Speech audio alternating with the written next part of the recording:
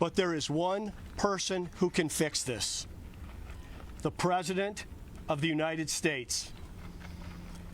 President Biden, if you care about the border, if you care about stopping the cartels who are engaging in all kinds of bad acts, President Biden, if you want to stop the disaster that's unfolding here and will only get worse in the coming months, President Biden, you should declare a national emergency and deploy the vast powers of your administration to stop what's happening here. We here in Arizona are willing to step up and do our part. Yesterday, I declared a state of emergency at the border, and I announced we're deploying the National Guard. Under the leadership of newly appointed Adjutant General Carrie Muhlenbeck, we will be sending up to 250 of our best women and men to our border communities, including here in Yuma. They'll be able to provide logistical, field, and operational support to Yuma County Sheriff Leon Wilmot and his team.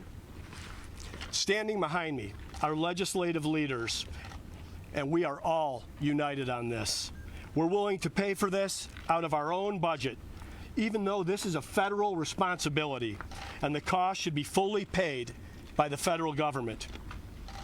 I'd like to thank the members of the legislature that are here with me today: Senate President Karen Fann, Speaker Rusty Bowers, Senator David Gowan, Senator Sina Kerr, Representative Tim Dunn, Representative Joel John, Representative Joanne Osborne, and Representative Regina Cobb.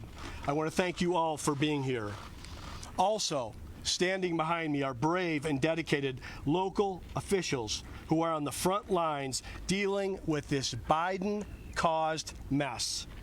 I want to thank Sheriff Wilmot for his hard work and dedication for keeping our borders secure. I know you and your team have worked overtime to address this crisis, and I want you to be rest assured that help is on the way. I also want to thank Yuma Mayor Doug Nichols, Yuma County Supervisor Jonathan Lyons, and our other local leaders for your partnership. This is going to take an all-hands-on-deck approach, and I know I can count on your leadership and partnership as we continue to face these challenges. And to our local agriculture leaders here in Yuma, I assure you that we will resolve this crisis. We hear you, we hear your concerns, and we will take all actions necessary to support you.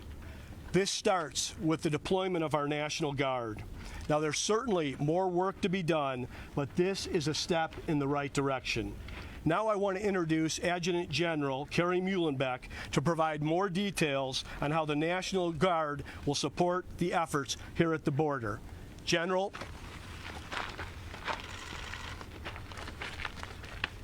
Thanks, Governor Ducey. Thank you to all of you for coming today. The dedicated men and women of the Arizona National Guard stand ready to support local law enforcement as they deal with the second and third order consequences from the situation at the border. The service members will be tasked to perform an array of services to the field. Most of these come in the form of administrative support, support that is not directly on the front line. So if you will, we go in behind the lines to take the badges and put them back out into the community. So that's what we're trying to do in a supportive role. We're trying to surge badges into the communities here that are most effective. I can tell you that we are currently processing requests from counties. We're shaping the mission to where the need is best met across the counties listed in the Governor's Emergency Declaration. I'm very proud of our service members. They've been called to serve selflessly throughout the past year, and they've answered the call, and they're going to do it again. We have our joint task force established.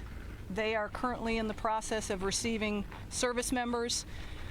We have an initial command cell at Papago Park Military Reservation to start the initial fold-in of service members. We're starting to embed liaison officers at the different counties to better shape our mission.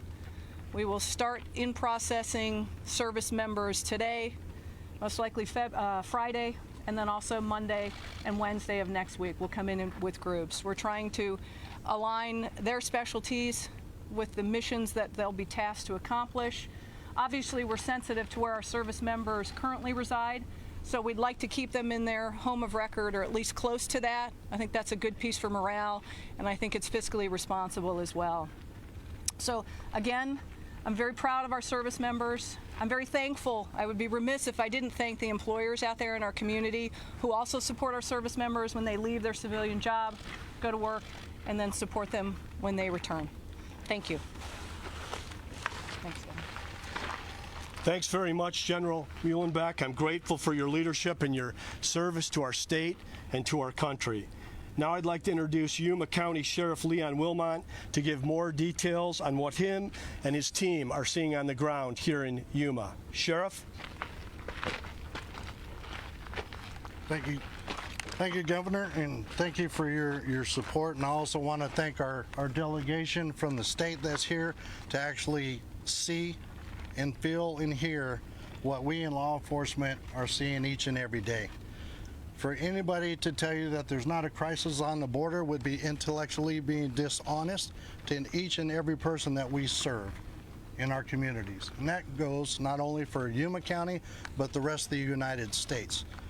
I've heard it said before, and I will tell you again, that with the 31 border sheriffs along the southwestern border, Homeland Security, border security, public safety, and public health have always been and will continue to be our priorities serving our communities. Working side by side with our federal partners, and now with the assistance of the governor declaring the emergency, being able to obtain those resources that we need to help augment getting badges out on the road and not being able to be stuck doing the other necessary mission that's in our office.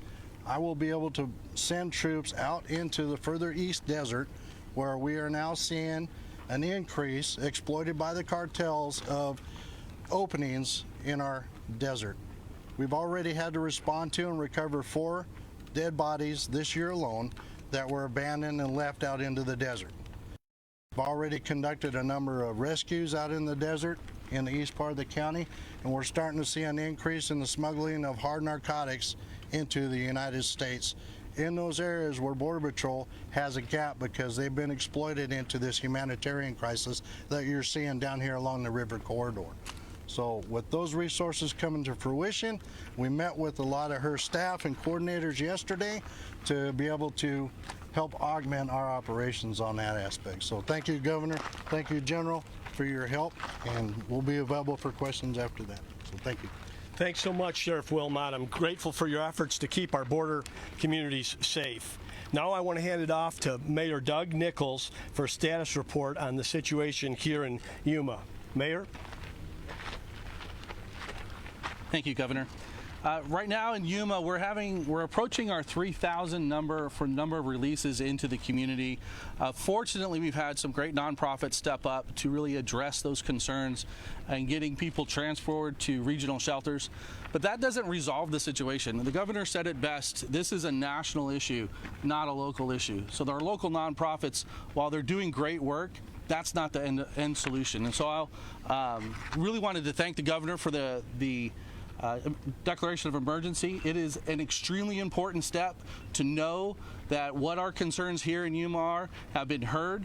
They've been heard at the state level. They've been heard at the federal level, but the response is coming from the state at this point. And having that commitment for the dollars and for the people to make a difference is extremely important.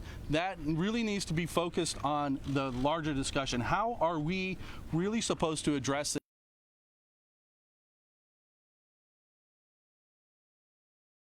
release into communities without robust infrastructure, robust nonprofits, and robust way to deal with those releases?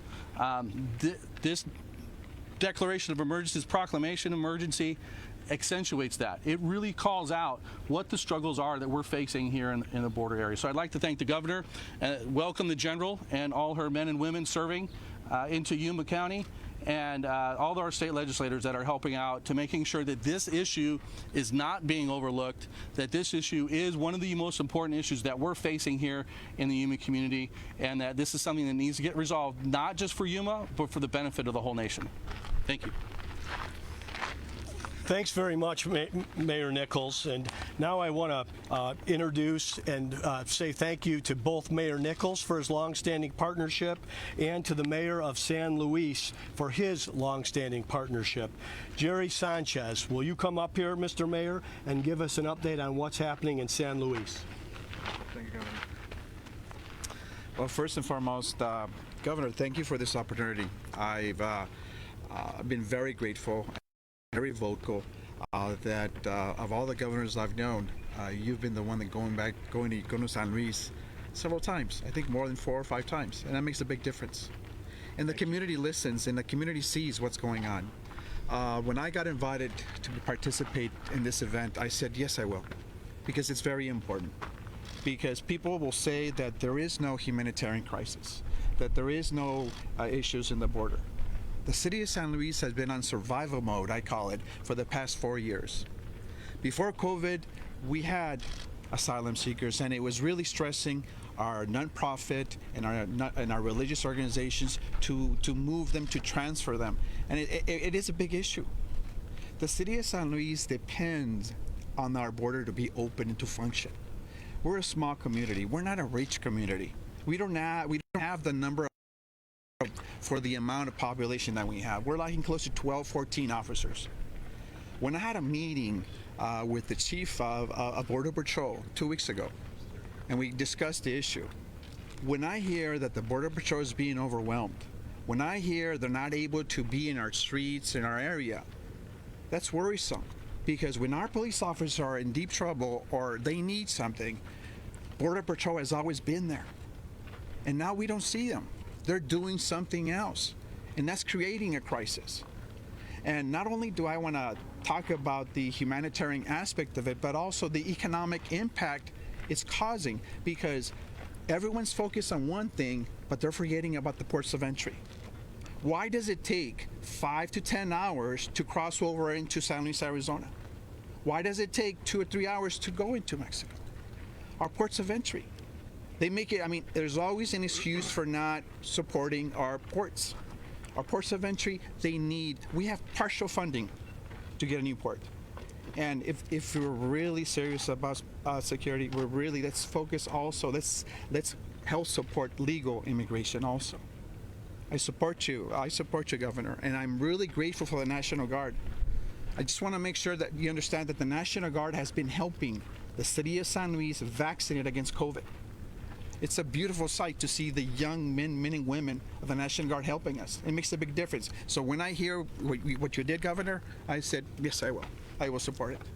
Because I know what they're going to do. They're going to be support, but people are trying to make it differently. But no, Governor, I've seen what they do. They do a great job. And I like to commend you, because it's not easy. It's not easy, I can tell you right now. Some people are not going to like the decision, but there's those of us that do support you. And I am very grateful. Thank you, Governor. Thank you, Mayor. Thank you. Thank you. Thank you. I want to say thanks to Mayor Sanchez very much. I'm grateful for your leadership and your partnership. Now I want to hand it over to Cochise County Sheriff Mark Daniels for an update in Cochise County. Sheriff? Well, good afternoon, everyone, and I want to start off by applauding our governor, applauding our congressional leadership, the community leadership, the sheriffs, in standing up and executing their oath of office. Whether you're local, state, or federal, our oath of office says we'll do one main thing: protect Americans, protect our communities, protect the state of Arizona.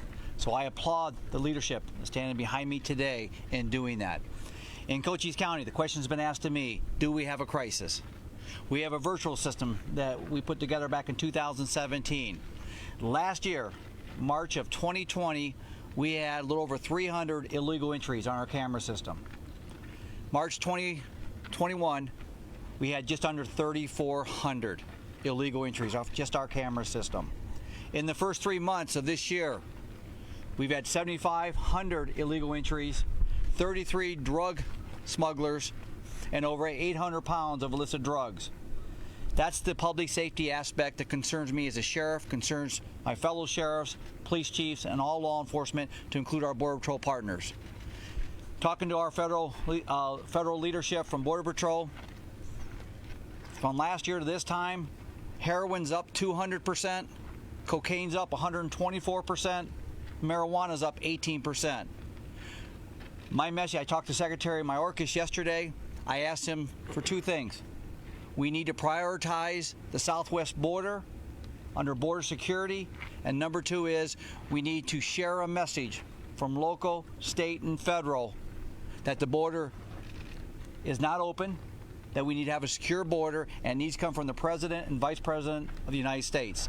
If we can do that, and that's shared from local, our border governors, we can move this needle. Right now, again, we do have a crisis on this border, but we have to work together. We have to stand united as Arizonians.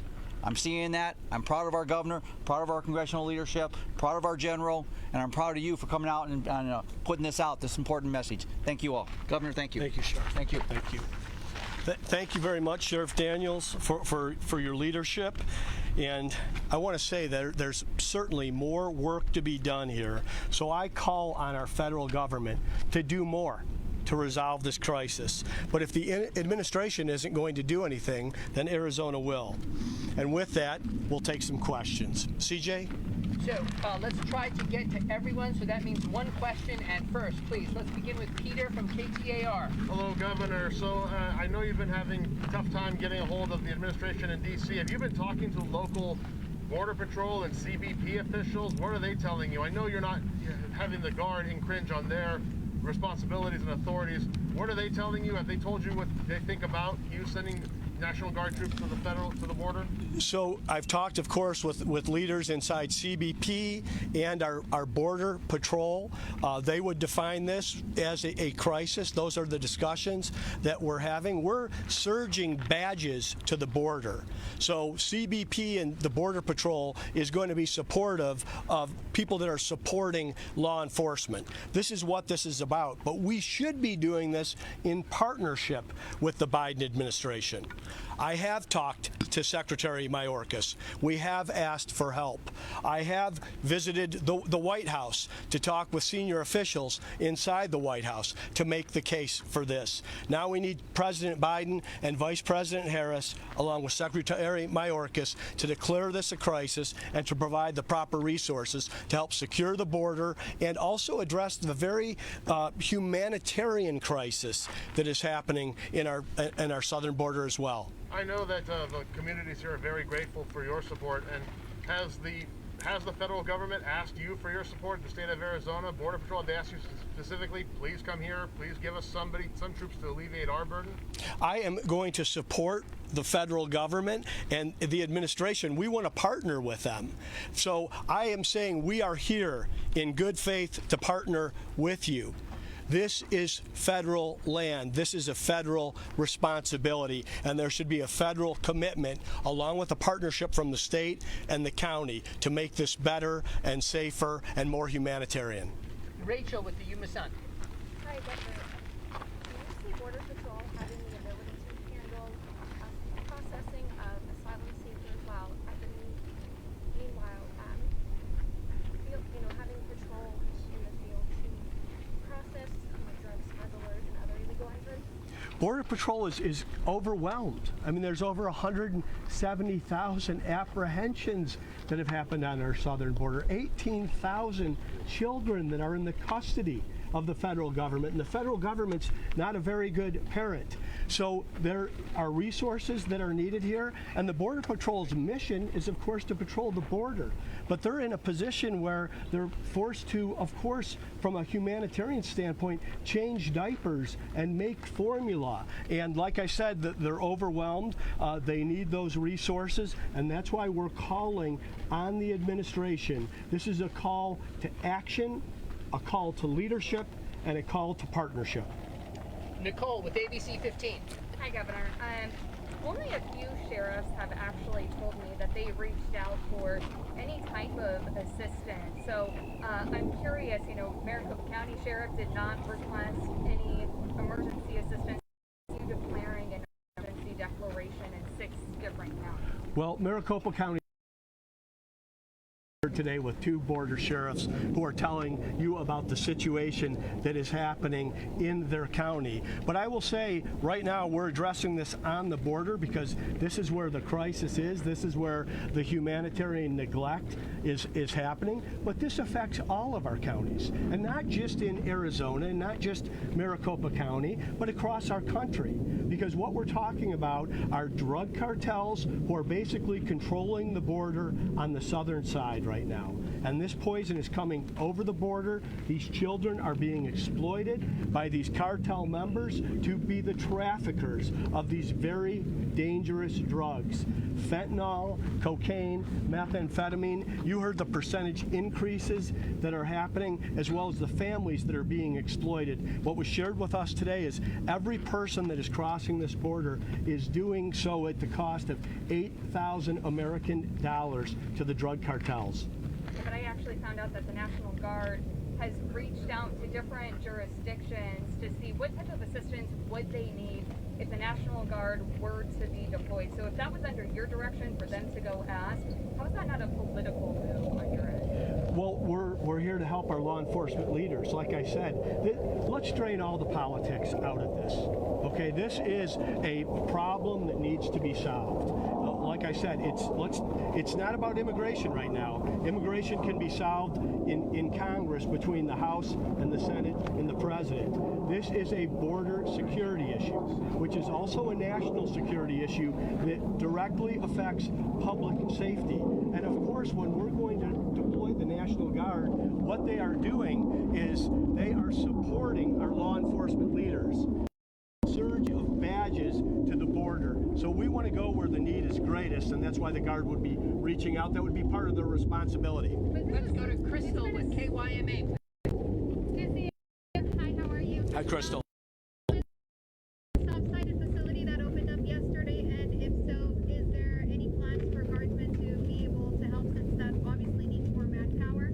We're at the headquarters for the Yuma sector border patrol today. We had an excellent briefing from Chief Clem, who gave us just the facts of what they are facing here in Yuma. And I'm going to leave this to Sheriff Leon Wilmot and General Kerry Muhlenbach. We're going to have people here, like I said, 250 National Guardsmen, our finest women and men in uniform that are citizen soldiers, and they're going to work together to go where the need is greatest. There's going to be a lot of flexibility. If we've seen anything from our National Guard this past year, that no challenge is too big or too small for them, but this is a challenge and a mission we intend to complete. Thank you, Governor. Let's go to Stephanie with Fox, please. Yeah, so why should people, in Maricopa County or, Colorado, other states, why should they care about this? So the question is, why should people in Maricopa County, which is where Phoenix is located, or people in other states care about this? Is because this is an issue of national security as well. There are bad actors that are coming across the border. There are drugs like fentanyl and methamphetamine that are deadly when they get into our schools and into our neighborhoods. And also, we should have a border that is secure in our country. And I want to address, the border's always an issue in Arizona. And it's a problem that is never solved. But it was much more stable over the last several years than it is right now. And if you look at a chart that we're going to get out to the press on what has happened in terms of the spike at the border, you can see that the policies of the previous administration, the migrant protection policy, the way that we handled Title 42 and Safe Third Country, which is an international norm, did so much to bring what Sheriff Daniels calls manageable calm to the border. And what the sheriffs will tell you today is we're seeing complete chaos. That's why Americans should care. And they should also care about the humanitarian crisis. Just before we began this press conference, there were 3 young girls, ages 6, 8, that spillway, making the dangerous trip through the desert. And thankfully, they were able to make it. But there are people that are not making that journey. And right now, while it might feel warm to some of you that are here from out of town, this is cool weather in Arizona. In 4 weeks or 6 weeks, it'll be well over 100 degrees, and every day will be deadly. That's why people should care. KWC. Yes, Mr. Governor. If you could please talk to what the impact is of your declaration of the state of emergency here on the ground. Leaders for maybe victims, migrants who say they've been sexually abused on their journey. So, Victor, the declaration of emergency basically allows us to deploy the National Guard to the border. There will be an investment of state dollars of $25 million. I'm thankful to our legislature and our legislative leaders for participating in that. And then, of course, we're going to have flexibility on where the National Guard goes, working in alignment with County Sheriff Leon Wilmot and working with CBP as well. We need more help from the federal government, and Arizona is one of 4 of action, commitment, and focus is necessary across our entire southern border, in addition to better messaging out of the White House that our border is closed, that our border is secure, and that people should not make this dangerous journey. The administration should not be the marketing arm for these drug cartels that are taking advantage of families in Mexico, El Salvador, Guatemala, and Honduras. Let's go to Sylvia with Univision, please. Hi. Are you deploying the National Guard just to Yuma or the whole southern border?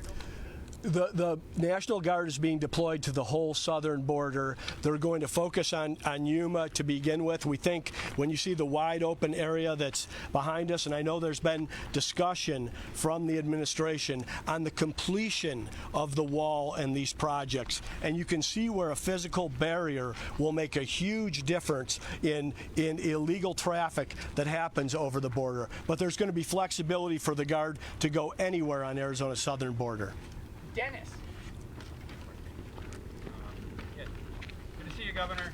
The question I have for you is that, the National Guard is going to be in supportive roles. They're not going to be in a law enforcement role, meaning they're not going to be arresting people or pursuing people. I guess the question is, you signed off for $25 million up to get this done. What kind of metric are you looking at to measure whether this was a good expense of taxpayer money? What do you want to see, to judge that and to determine maybe when you should call off this something? So first I want to say that the National Guard is coming here in a support role, and they're here to support the border agents and Customs and Border Patrol. Think of it as a surge of badges and law enforcement to the border, including our county sheriffs. And what we want to see is a decrease in illegal activity, a decrease in illegal migration, a decrease in the drugs that are coming across our border. That would be a metric, but the superior metric would be a partnership with our federal government and the administration in Washington, D.C. to address this very real problem on our southern border. So basically, this is a move for you to try to prompt Washington to act. We would love to see Washington to act, but we can't wait for Washington to act. But like I said, we're here in good faith as partners, and that's how we will work with them if they will act, if they will recognize this as the crisis that it is. Now, clearly, one more. Clearly, as you told me last time we talked, you have separated immigration from border security. However, you are in an area of the state where, Yuma farmers have been wanting, to expand worker visas for a long time. They need help with their fields. I'm sure most of the local Yuma officials here can probably attest to that. I've talked to a lot of farmers. Do you want to see an expansion of the guest worker program here?